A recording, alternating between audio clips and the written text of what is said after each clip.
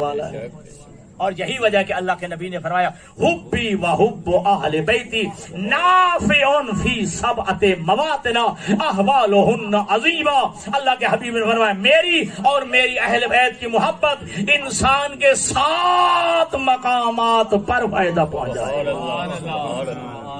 میری اور میرے اہل بیت کی محبت انسان کو 7 مقامات پر فائدہ پہ، اور مقامات بھی کیسے ہوں گے؟ نبی خود فرماتے ہیں احوالہن عظیمہ، اور وہ بہت بڑے ہولناک مقامات وحشت ناک مقام ہوں گے، جہاں کوئی بھی نہیں ہوگا وہاں میری اور میرے اہل بیت کی محبت تمہارے کام آئے گی، میری اور میرے اہل بیت کی محبت جو ہے تمہارے کام آئے گی۔ پہلا فرمایا عند الموت، پہلا مقام جہاں میری اور میرے اہل بیت کی محبت جو ہے فائدہ پہنچائے گی۔ جی جب والدین بھی چھوڑ جاتے ہیں، اولاد بھی چھوڑ جاتی ہے، ٹھیک ہے جی، بہنیں اور بھائی بھی چھوڑ جاتے ہیں، پورے رشتہ دار چھوڑ جاتے ہیں، اکیلا رہ جاتا ہے، اللہ کے حبیب فرماتے ہیں اس وقت میری اور میرے اہل بیت کی محبت انسان کو فائدہ دے گی۔ عند الموت، موت کے وقت جو ہے، اور آپ کو پتا ہے کہ موت کا مرحلہ کتنا سخت ہے؟ 1 سیکنڈ کی دیر لگتی ہے انسان کو بے ایمان ہوتے ہوئے۔ آپ کہیں گے یہ کیسے؟ جی اور آپ کے تھوڑی مسائل پڑھیں، تو وہاں پڑھیں، آپ جو ہے کتب پڑھیں، اس میں لکھا ہوا ہے کہ جب انسان کے حالت احتضار کا وقت ہو جائے، جان کنی کا عالم ہو، تو اسے بار بار پانی پلانا چاہیے، بار بار پانی پلانا چاہیے، اس وقت اس کو بہت زیادہ پیاس لگتی ہے، اور شیطان بدبخت جو ہے یہ ہر وقت اس طاق میں رہتا ہے کسی طرح میں اسے گمراہ کر کے ماروں، میں کسی طرح اسے جو ہے بے دین کر کے ماروں۔ اور وہ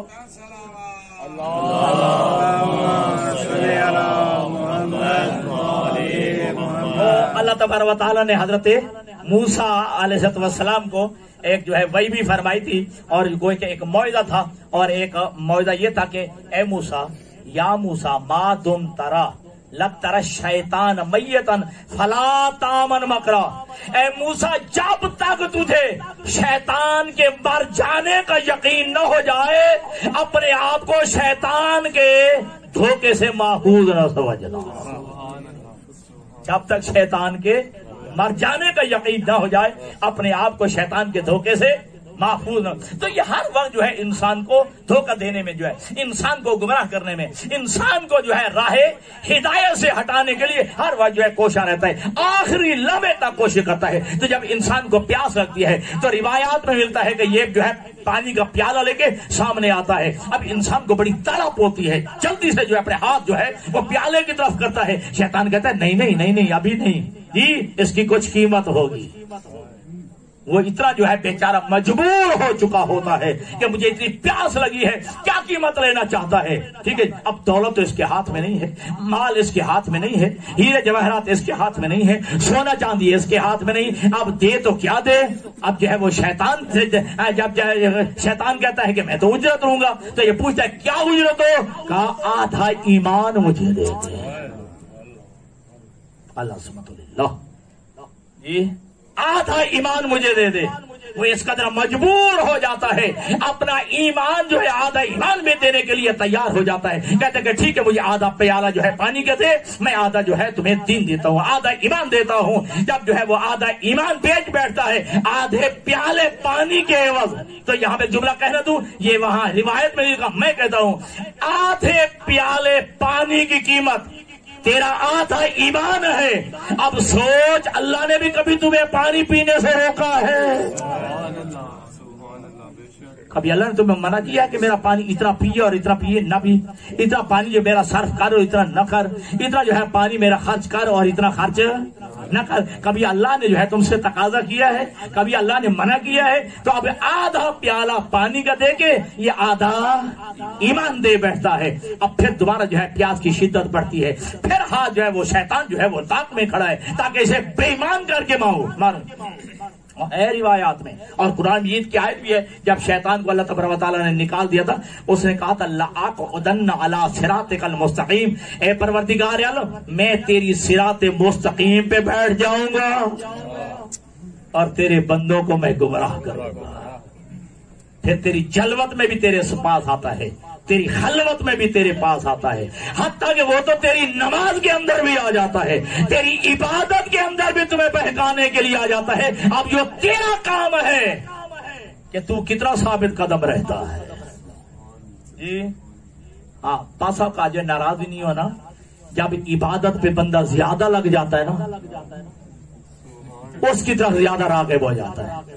یہ لگتا ہے میرے ہاتھ سے ایسا نکلتا جا رہا، میرے ہاتھ سے نکلتا چلا جا رہا ہے، ٹھیک ہے جی۔ ہاں، اسے کیا کہنا ہے کہ جو اس کا کہنا مانتا ہی نہیں ہے، جو اس کا کہنا مان رہا ہے اسے وہ تو کہہ رہا ہے کہ میرا اپنا ساتھی ہے، میرا اپنے جو ہے یار ہے، میرا دوست ہے، میرا بیلی ہے، الحمدللہ میرے کہنے میں لگا ہوا ہے، ٹھیک ہے۔ لہذا جو اس کے ہاتھ سے نکلتا ہوا نظر آتا ہے، شیطان بھی کوشش کرتا ہے کہ اسی کو گمراہ کیا جائے۔ اب جو آدھا پیالہ رہ جاتا ہے، پھر جب پیاس کی شدت لگتی ہے تو پھر جو ہاتھ بڑھاتا ہے تو شیطان کہتا ہے کہ نہیں، اس کی قیمت لگے، کیا جو آدھا ایمان تیرا بچا ہے وہ بھی دے دے، وہ آدھا ایمان جو ہے وہ بھی دے بیٹھتا ہے، اس آدھے جو باقی بچا ہے اس پیالے کے پورا بے ایمان جب ہو جاتا ہے، جب جو ہے دین سے خارج ہو جاتا ہے، ایمان سے خارج ہو جاتا ہے، پھر ایک لمحہ آتا ہے کہ وہیں پہ اس کے روح قبض ہو جاتا ہے۔ اب اس مرحلے پہ تمہارے کون کام آئے؟ اب اللہ کے نبی نے فرمایا ہے حبی و حب اہل بیتی نافع فی سبعۃ مواطن، میری اور میرے اہل بیت کی محبت جو ہے انسان کے 7 مقامات پر کام آئے گی۔ پہلا مقام ہی موت کا وقت ہے، جہاں محبت اہل بیت کام آتی ہے۔ پھر فرمایا فی القبر، دوسرا مقام ہے قبر کے اندر۔ اب جانتے ہیں کہ وحشت کا مرحلہ ہوتا ہے، اکیلا تنہا ہوتا ہے جی، کوئی اس کا ساتھی نہیں ہوتا، کوئی منہ سے ہمدرد اور غم گسار نہیں ہوتا، اکیلا ہوتا ہے قبر میں، ٹھیک ہے جی۔ وہاں محبت اہل بیت فائدہ دیتی ہے، مودت آل رسول جو ہے انسان کو فائدہ پہنچاتی ہے۔ پھر فرمائے عند النشور، اور تیسرا مقام کہ جب جو ہے انسان اپنے قبروں سے اٹھیں گے، ٹھیک ایسا میدان معاشر بپا ہوگا، نفس نفسی کا عالم ہوگا۔ قرآن کہتا ہے کہ یوم یفر المرء من اخیہ و صاحبتہ و بنیہ، کہ جب جو ہے بندہ اپنے بیٹے سے بھی بھاگ رہا ہوگا، اپنی بیٹیوں سے بھی بھاگ رہا ہوگا، اپنے والدین سے بھاگ رہا ہوگا، اپنی بیوی سے بھی بھاگ رہا ہوگا، جہاں اپنی اولاد کے لیے جان دے دیا کرتا تھا، اپنی اولاد کے لیے حلال و حرام کی بھی پرواہ نہیں کیا کرتا تھا، قیامت کا دن جو ہے وہ نفس نفسی کا عالم ہوگا کہ اپنی اولاد کا بھی انسان جو ہے قریب نہیں آئے گا، لیکن وہاں اللہ کے حبیب فرماتے ہیں میری اور میرے اہل بیت کی محبت انسان کو فائدہ دے۔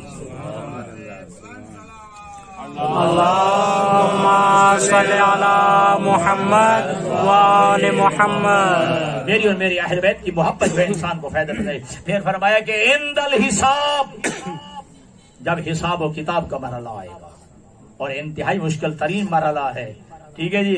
انسان کی عادت ہے مکرنے کی، انسان کو عادت ہے جھوٹ بولنے کی، اور قرآن شاہ فرماتا ہے کہ جب جھوٹ بولنے لگے کہ جب سامنے نام ہمارا، حالانکہ دیکھیے کتنے گواہ موجود ہیں، اللہ ایک خود وہ گواہ موجود ہے، تیرے جو ہے یہ 24 گھنٹے کے تیرے گواہ موجود جی، تیرے جو ہے کرامن کاتبین جو ہے تیرے اعمال کے گواہ موجود ہے، اللہ گواہ موجود ہے، ٹھیک۔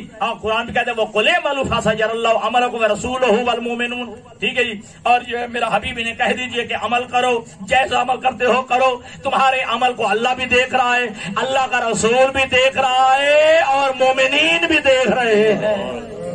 ایک اللہ، ایک رسول، اور مومنین میں آئمہ، یہ فرامین آئمہ میں موجود ہے کہ وہ مومنین ہم اہل بیت رسول ہیں، وہ ہم آئمہ ہیں جو اعمال پہ شاہد ہیں، اعمال پہ گواہ ہیں۔ لیکن اس کے باوجود بھی قرآن کہتا ہے کہ جب انسان مکرنے لگے گا، انسان جھوٹ بولنے لگا، یہ عمل تو میں نے کیا نہیں تھا، یہ تو میں نے کیا نہیں تھا، میں نے نہیں کیا تھا۔ سورۃ یاسین میں اللہ نے فرمایا الیوم نختم علی افواہہم وتکلمنا بأیدیہم وتشہد ارجلہم بما کانوا یکسبون، اس وقت ہم ان کے منہوں پر مہرے لگا دیں گے، جب مہرے لگا دیں گے پھر ان کے ہاتھ بولیں گے، پھر ان کے اعضاء جوارے بولیں گے، ٹھیک۔ تو بندے کہیں گے اپنے اعضاء جوارے سے، دنیا میں تو تم بولنا نہیں بولتے تھے، اب کہ جو ہے کہ یہ جو کیسے بول رہے؟ فرمایا کہ انطقنا اللہ الذی انطق کل شیء، اس اللہ نے ہمیں بھی بولنے کی طاقت دی ہے جسے ہر شے کو بولنے کی قوت دی۔ عند الحساب، اس وقت اہل بیت رسول کی محبت جو ہے انسان کو فائدہ پہنچائے گی. پھر عند المیزان جب جو ہے وہ اپنا وہ میزان جو ہے وہ ترازوی عدل جب قائم ہوگا تو وہاں محبت رسول اور محبت آل رسول انسان کو فائدہ ہے. پھر جو ہے عند الصراط پل صراط سے گزرتے وقت جو ہے محبت اہل بیت جو ہے انسان کو فائدہ پہنچائے گی. حتیٰ کہ پل صراط کے بارے میں تو آپ جانتے ہیں کہ جو ہے ائمہ جو ہے وہ موجود ہوں گے. ٹھیک ہے, پنجر پاک کے بارے میں تو روایات کثرت سے موجود ہے. ائمہ کے بارے میں یہ پل صراط پہ موجود ہوں گے, اور اس وقت ائمہ جو ہے جب پل صراط سے بندہ گزرے گا تو علی ابن ابی طالب یا پیغمبر خدا یا تمام ائمہ کے بارے میں کہتے ہیں کہ آواز دے کے کہیں گے ھذا لی و ھذا لک, یہ میرا ہے جہنم اسے چھوڑ دے, یہ تیرا ہے اسے لے لے جی. اور اس وقت جو ہے وہ محبت اہل بیت کام آئے گی. یا علی انت قسیم النار والجنہ, اے علی تو جنت اور جہنم کے تقسیم کرنے والا ہے. تو پتہ چل گیا ان کی محبت ہوگی تو بندہ جنت کا مستحق, ان کا بغض عداوت اور دشمنی ہوگی تو پھر جہنم کا سزاوار ہو جائے گا. صلوات بھیجیے محمد والے محمد.